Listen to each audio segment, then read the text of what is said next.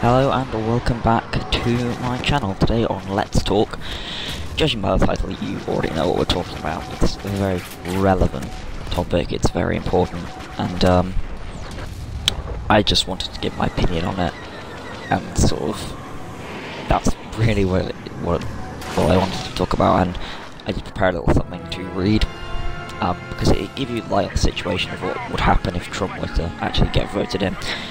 So without further ado, let's begin reading.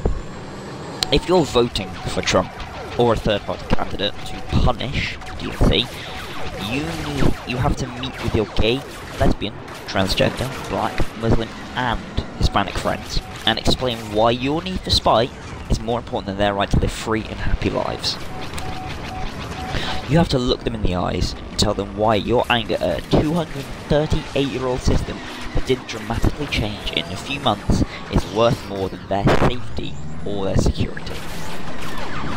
You need to meet with every mother, father, sister, brother and parent who has lost a loved one to gun violence and tell them why a lack of Bernie supporters at the polls is enough reason to support the RNC's love affair with guns and their hatred of common sense gun reform. You have to tell your female friends that you're furious about Benghazi and other vague incidents that are somehow Hillary's fault, and that defunding of Planned Parenthood is worth enduring as long as she isn't in the White House. You'll need to take time away from Pokemon Go and Netflix to talk with the youngest generation of Americans who will live with the legacy of non-existent environmental protection that your vote promised them. You'll be expected to go door to door and apologise to all the people who will lose their health insurance when President Trump dismantles Obamacare. Access to medical services may be important, but they'll need to understand you were expecting free college. You'll be requested at several LGBTQ events, where you will patiently listen to your reasons why you voted for a president whose party just stated they'd work to reverse marriage equality.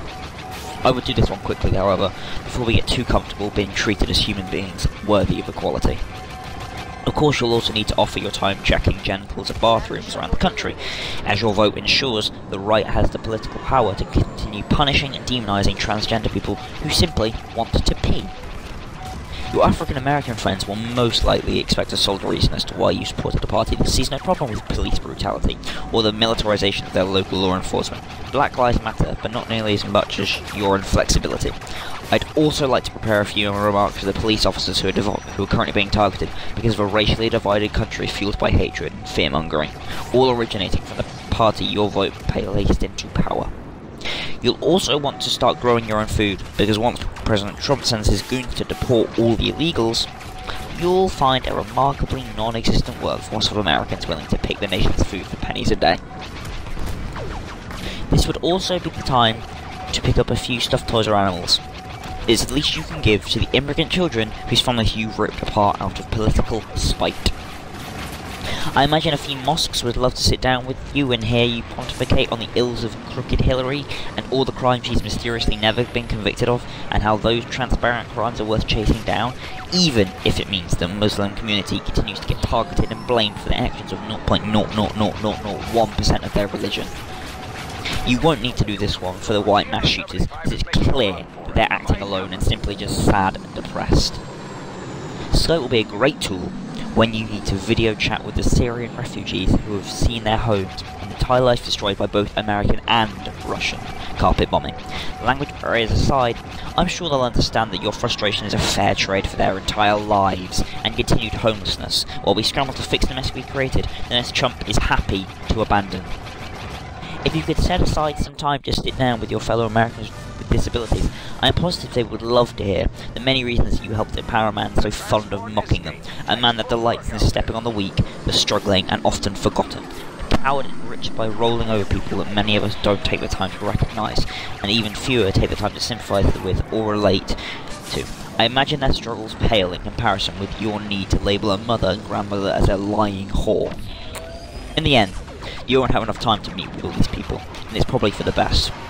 Once you start humanising the people who will be downed by your tantrum, you risk seeing the bigger picture, which only assures your eventual return to reality. Once that starts to happen, you'll be forced to accept that Bernie Sanders was only able to get the DNC to accept several of his political ideals because of tireless efforts of his supporters like myself, supporters like you. You'll soon realise that few people love Hillary, but they understand their support support of power is necessary to ensure the country survives long enough to give Bernie's policies time to settle in and take off. Suddenly you'll be forced to admit that political revolutions don't happen in a year and that dramatic changes are going to take time. Time that can't be allocated to a country torn apart by an egotistical madman with a penchant for spite and revenge.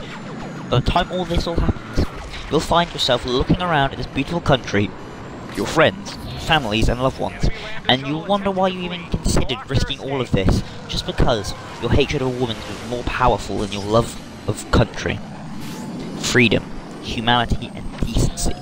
You'll question your friends who were cursing a man they just recently considered their saviour, and you'll have to look at yourself from the outside in. Then it hits you. Perspective. This is bigger than you, or me, or Bernie Sanders. This isn't your typical left versus right political nonsense. This is real. This is happening, and you can join your fellow men and women in opposition, or you can damn the country to trillions in debt, broken NATO agreements, racial hatred, homophobia, war, isolationism, and proud ignorance. What world will you leave for the next generation? What amount of anger is worth destroying everything and empowering the proud intolerance of the know-nothing base? We all get to choose how to shape the future, and your choice will forever define the person you are in the eyes of those around you. Don't burn down the farm because the crop wasn't what you'd hoped. Enrich the land, ensuring an even better crop next season. That's really what I have to say on the matter. Those are all the reasons why voting for Trump is bad. And I understand racists, sexists, and homophobes, and people who just hate someone else because they do, because of no reason. They hate them for such petty reasons that they will still vote for him. He is using the power of fear to get to you. All politics will lie about things they'll do, but he uses fear-mongering. He knows if he scares enough people, they'll vote for him. All you have to do to the masses is scare them enough for them to believe you. Because people are like that these days. They believe anything they see. They believe anything they read on the internet, or whatever a politician tells them, because he or she is a smart person who clearly knows what they're talking about. They don't. All they need is you on their side, and they can do whatever they want. That's what Trump is doing. He's not a politician. He's a businessman who's gone bankrupt several times. How would you trust him with a country that's already trillions in debt, and he's gone bankrupt 3 times? You would trust him with that? I'm sure as hell wouldn't. I'm British, and I know more about these problems than a lot of ignorant Americans do. I understand why you have to vote for Hillary. I don't like her. If I was American, I would have voted for Bernie. But I wouldn't be so angry that Bernie didn't get the nominee. Instead, I'd still have to support the Democrats, because they're the best choice for America. For a fairer, freer America. Under Obama, a Democrat, gay marriage was legalized. You killed Osama bin Laden. You were already great. You don't need to be somehow made greater. Michelle Obama said this, and everyone else who knows the truth is going to say this. America has done amazing things. You are already a great and powerful country. You just have to enforce that by not choosing a madman as your next president. Don't risk it all just because you think that revenge is better than a good country. Don't risk it all because you're being selfish, okay? And that's really all I have to say on that. Just be a good person. Thank you for watching, and please subscribe if you want to hear more on these topics or anything else. Goodbye.